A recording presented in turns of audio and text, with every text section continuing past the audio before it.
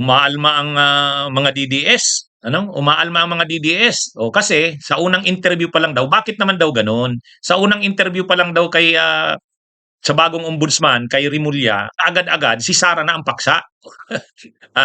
Umaalma ang lahat ng mga DDS pati si Bato de la Rosa. Talaga talaga ba na ang ano mo, ang una mo kaagad na ano, na topic at ang una mong ang una mong binigyan ng atensyon ay ang tungkol sa Vice President kay Sara. Eh, ito namang mga DDS, yun ang tinanong sa kanya ng media eh. Sa interview sa kanya, yun ang tinanong. Ano bang masasabi niya tungkol sa mga kaso kay Sara Duterte? Ay sabi niya, uungkatin, bubuklatin ito kasi ready na ang mga records niyan. Isa pa yun, uunahin niya yun kasi ready na ang mga records noon, ready na ang mga ebidensya doon. Kaya ito yung una niyang aaksyonan. Kung talaga ang mga DDS, ano, sinabi talaga ni Rimulya eh, bubulat-latin niya. Pag-aaralan niya kaagad, kaagad ang kaso ni Sara.